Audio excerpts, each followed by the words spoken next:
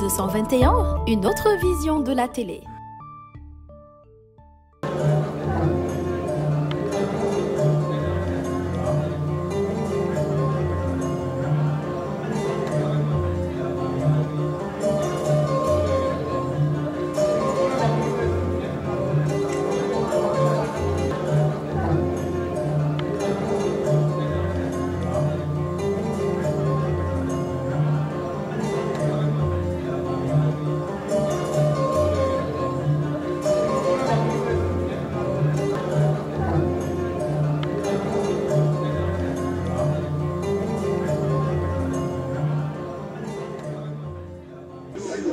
maa ngi tàmbalee nuyoo bi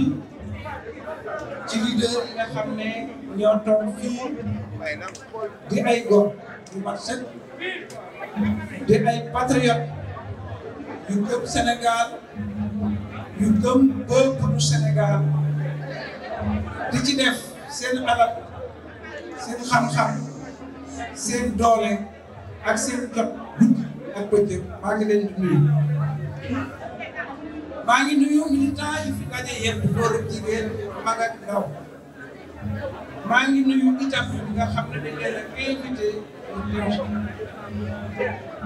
wax ji bu ci gudd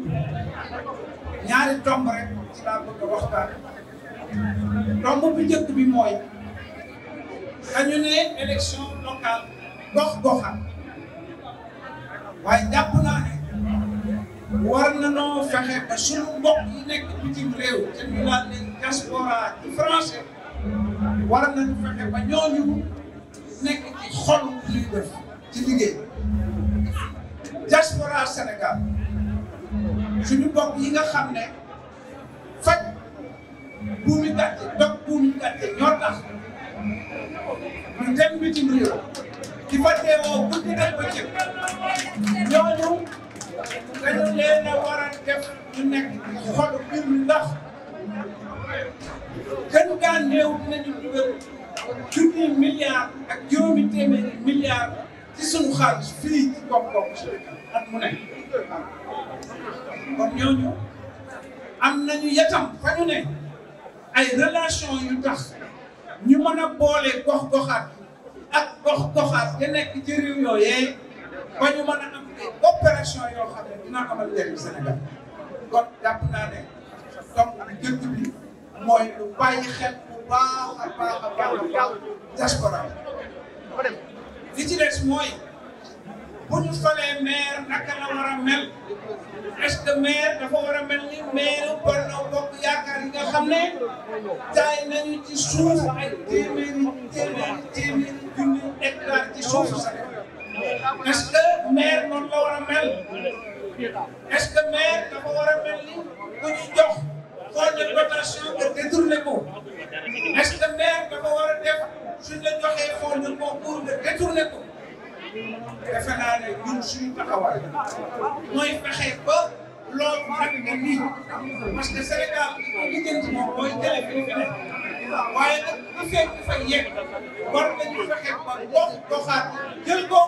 bu ko defee ñu dakkal suuf ñuy jaay dakkal fonds de dotation yi ñuy détourné dakkal fonds de concours yi ñuy dégg di daal di sant sama baax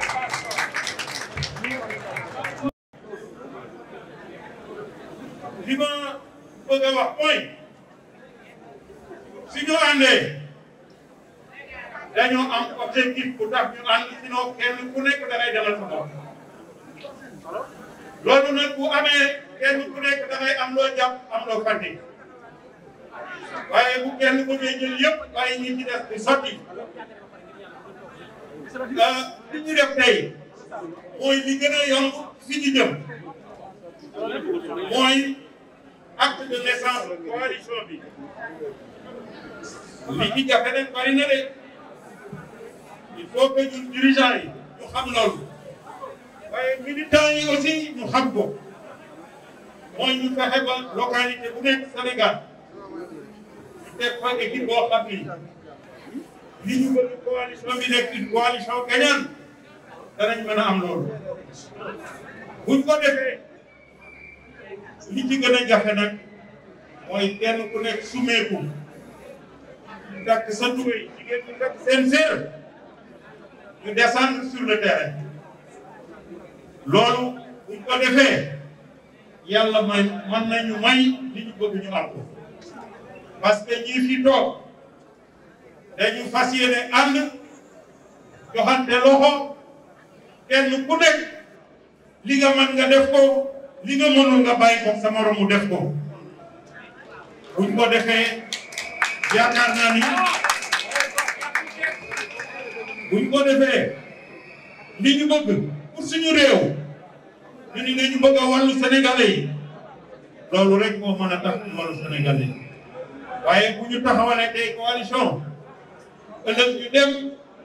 di discuter ci ay postes loolu du tax ñu def dara kon maa ngi lancé un appel à tous les Sénégalais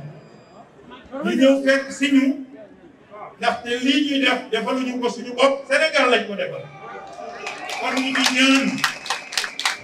population yi fu ñu nekk Sénégal nañu dem coalition wàllu ñu ànd ak ñoom liggéey parti politique yi bari nañu am na ñoo xam ni bokkuñu fenn maa ngi leen lancé un appel ñu ñëw ñoom itam kenn ku nekk te gox ba nga nekk nga ñëw dugg ci wàllu Sénégal kon mbokk yi wax ji matul bari maa ngi leen di gërëm ci déglu bi di wax ni nag liggéey bi moo des nañu fas yéene nekk benn ànd ba fi ñu jëm bu élection yi ñëwee nga am ndam mën a siggi ci kanamu Sénégal yi maa ngi leen di gërëm di leen sant. di nuyu yéen ñëpp seen tur ak seen sant di nuyu sama xarit yi leen toog yëpp maa ngi leen gërëm leen sant di nuyu suñu responsable ak suñu militant yi ñoom ñëpp ñu fi teew tey ci lancement maa ngi félicité suñu commission organisation. Bravo commission. di félicité suñu commission communication. Bravo. ndax nag diir bu gàtt nañu organiser lancement di wane rek naka nañoo xarañ. maa ngi félicité aussi suñu commission infrastructure commencé liggéey bu métti métti laata may wax waa CRD ñu nekk ci biir dama bëggoon nuyu président Abdoulaye Wade ak nuyu bi président Pape Diop ak le maire Daouda Niang Mario Faye waa CRD premier ministre Abdoul Mbaye mi ngi ci biir mooy président ACT CRD Debout mi ngi ci biir Pape Sarr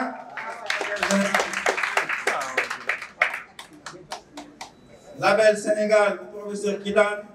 mi ngi ci biir professeur Kidane mi ngi fii professeur Kidane Ibrahima Thiam Autre Avenir mi ngi ci biir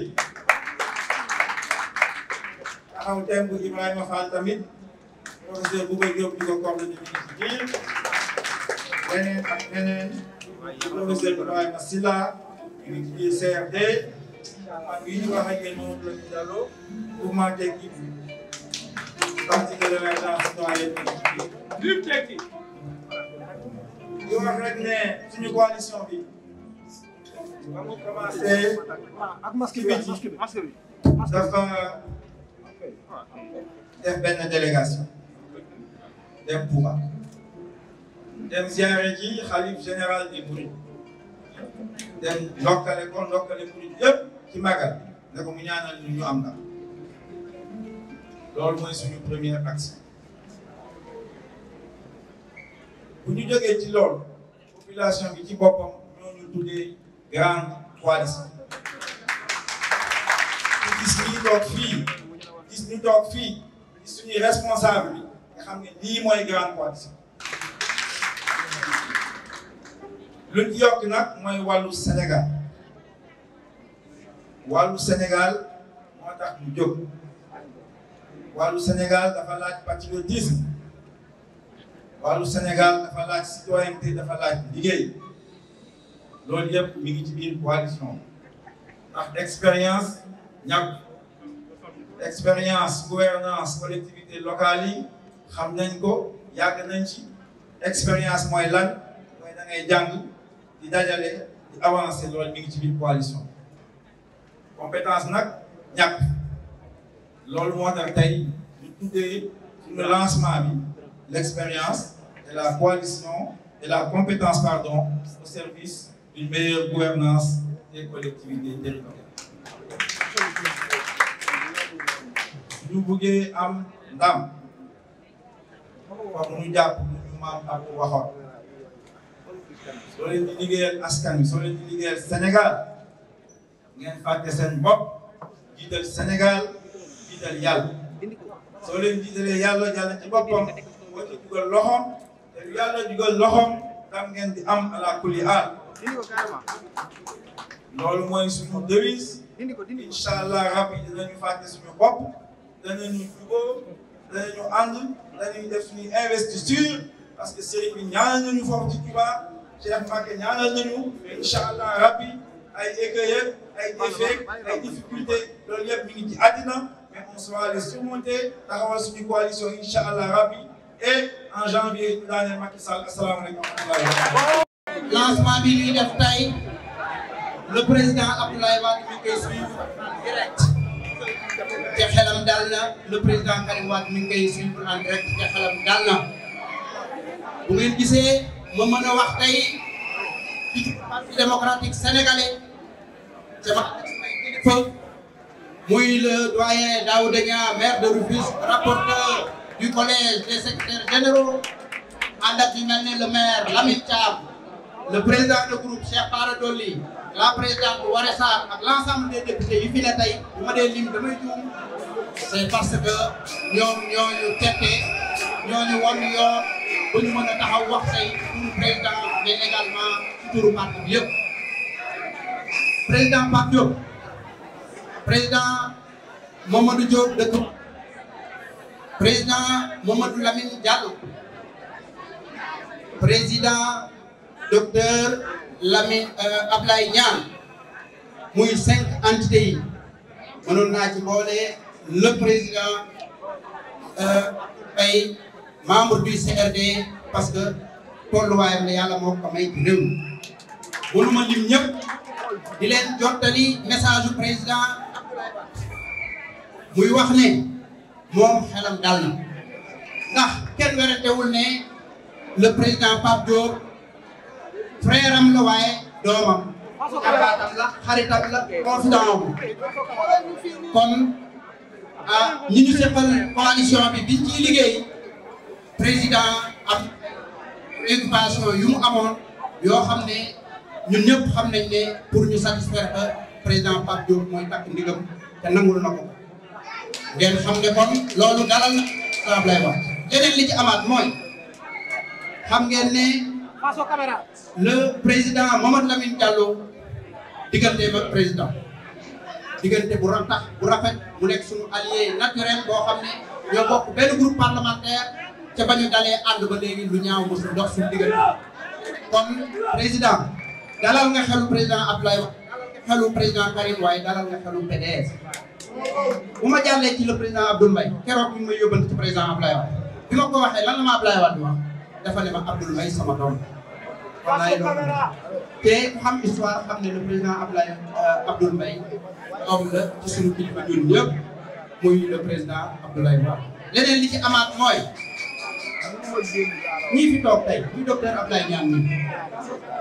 docteur Abdoulaye Niang pour ku ko xamul papam mooy le docteur Cheikh Niang bi nga xam ne membre fondateur bu PDS la voilà je parle sous le contrôle du président Pape Diop Cheikh Niang voilà donc kon ngeen xam ne yàlla moo xam boole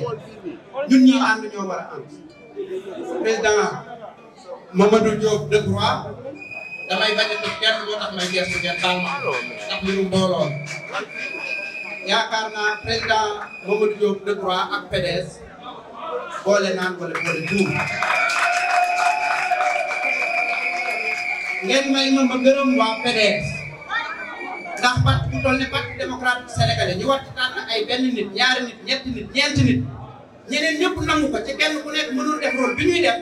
ça veut dire que li ñu Ablaye Wade yare woon wéy nañ ci te suñu taxawaay itam chaque jour dafa war a jàngale ni frère lañu ak sœur ngeen may ma am ku ma ci seppi muy le ministre Abdoulaye Racine Kane ak le ministre Aliou Diop tamit ne ci biir ëpp ñu xam-xam foofu ëpp ñu expérience yàgg ci mbir mi demee terewul di ñu gunge di ñu wan yoon pour ñu bañ a may wax ne nii ñuy tabaxe suñu coalition dañu bëgg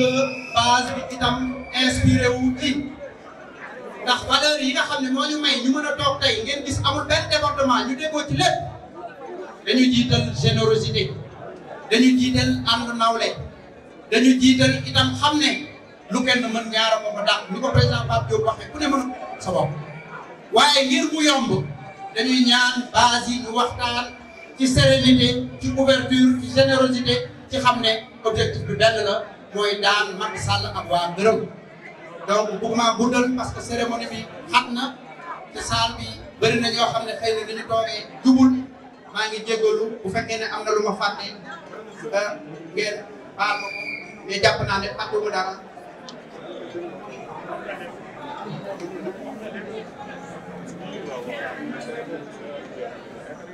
fàttewuma kenn maam Diarra am fàttewuma donc président Daouda loolu mooy li nga ne woon naa ko wax Lamine Thiam loolu ngeen ne woon naa ko wax Cheikh Bara Dolly ñu ngi leen di sant ñun daal PDS kontaan nañu suñu alliés yi dama bëgg aussi ay ma à la base ñu fexe ba juboo ci nan la ñuy àndee ci ànd boo xam ne ay équipe victorieuse la ñu mettre en place à la base ndax ñun de bu ngeen ko defee daa ngeen ñu loppal ñun ñi nga xam ne ñun ngeen teg ci kanam pour que li nga xam ne moo féete ci direction bi ñu leen koy doxal loolu mooy message fort bi nga xam ne président Abdoulaye Wade nee na woon bu ma ñëwee naa ko wax ngeen may ma ci benn minute ma joxe aussi le message du président Karim Wade. Karim Wade avant mu ñuy jox message ñun PDS dañ ko amal gërëm lu mag la ñu amal président Karim Wade parce que attention bi muy prêter au parti intérêt bi muy prêter au parti appui moral appui matériel bi muy prêter au parti tax na ñun nous sommes fiers de l'avoir comme candidat du PDS ñu ngi koy sant di ko gërëm ci turu Abdoulaye Wade loolu laa ne woon dinaa leen ko wax maa ngi gërëm ñëpp di sant ñëpp bu sàmm. Déclaration des leaders à l'occasion de la cérémonie officielle de lancement de la grande coalition Wallu Sénégal. Mesdames, Messieurs, chers invités, chers camarades, frères et compagnons, chers leaders des partis et mouvements, membres de la grande coalition Wallu Sénégal, mesdames, mesdemoiselles, messieurs, l'état de notre nation nous oblige à constater que le président Macky Sall a mis l'ensemble des institutions de la République, notamment l'Assemblée nationale, la justice et une bonne partie de l'administration publique au service des intérêts clientélistes de sa coalition politicienne au pouvoir. L'administration a ainsi cessé, au nom de son principe, au nom de son projet politicien,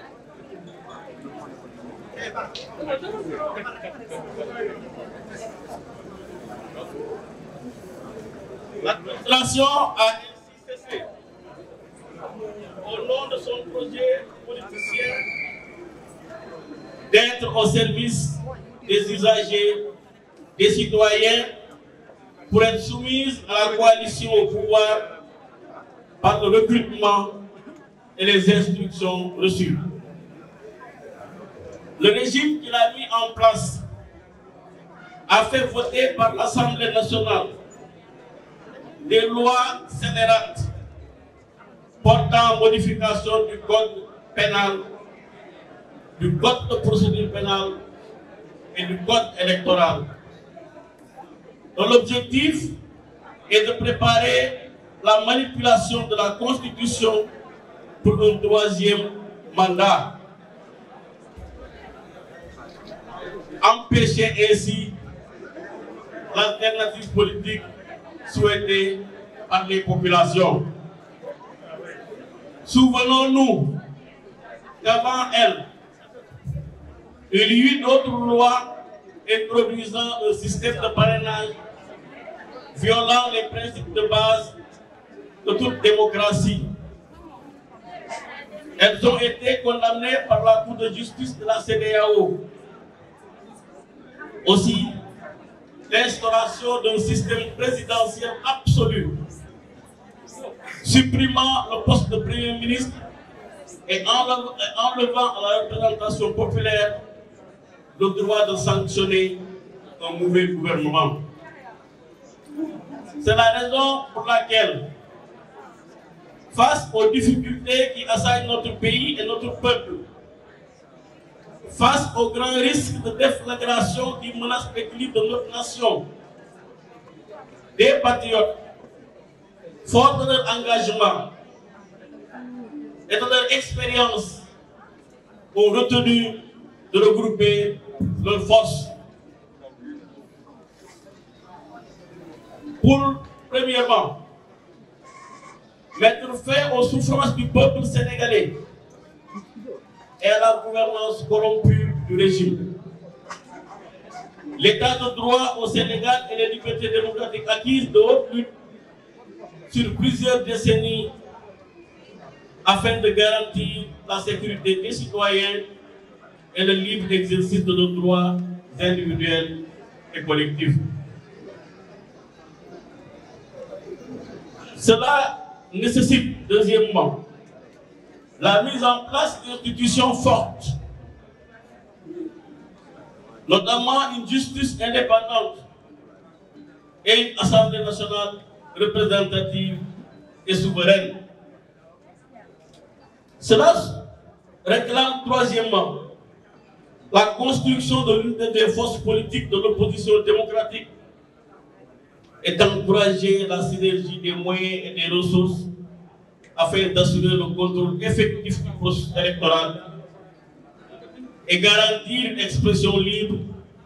transparente et démocratique des suffrages, soit donc la conquête d'acquis démocratiques perdus par l'œuvre du régime en place. Mesdames, Mesdemoiselles, Messieurs, c'est dans ces objectifs dont nous rendons ce jour témoin notre peuple que nous, chefs et membres de partis, de regroupements de partis et de mouvements politiques et citoyens, au terme d'échanges pragmatiques et profonds, avons décidé de mettre en place une coalition électorale fondée sur le réalisme, la transparence, l'équité et l'intérêt supérieur des citoyens en direction des élections départementales et municipales du 23 janvier 2022. Cette coalition présentera des listes de candidats dans tous les départements, villes et communes de l'étendue du territoire national. Engageons sans délai les militants et sympathisants des partis et mouvements membres partout à travers le pays à se mettre ensemble pour travailler à la mise en place d'équipes gagnantes, aussi bien au plan départemental qu'au niveau de chaque commune. Affirmons notre ouverture aux partis politiques de l'opposition et aux mouvements citoyens porteurs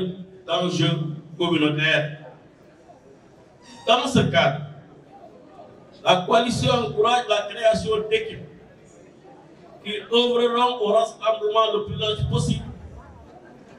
de tous les acteurs et partenaires potentiels de leur circonscription électorale en vue de constituer des dynamiques crédibles et représentatives capables de gagner et de conduire les changements nécessaires à l'amélioration indispensable de la gouvernance des collectivités locales et des conditions de vie des populations. Proposons de poursuivre la dynamique ainsi créée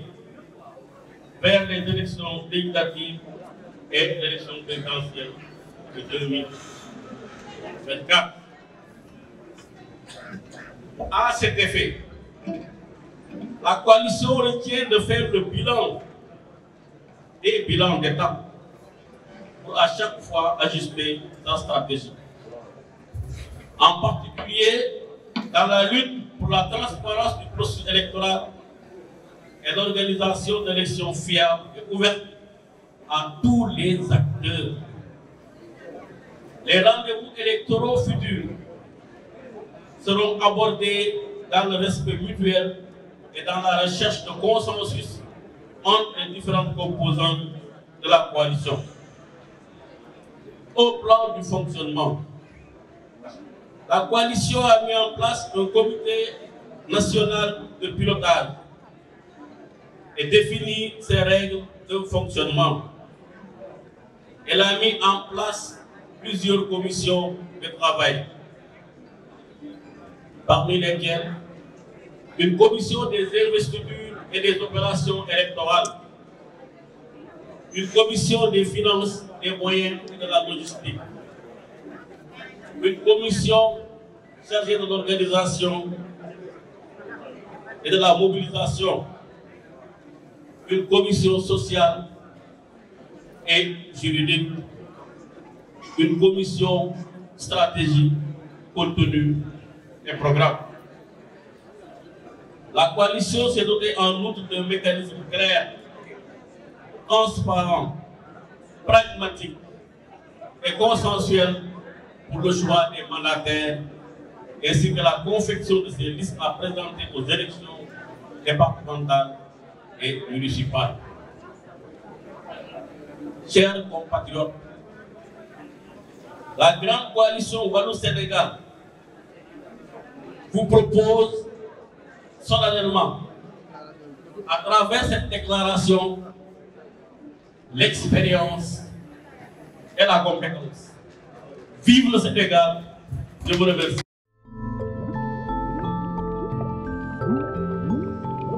À 221, une autre vision de la télé.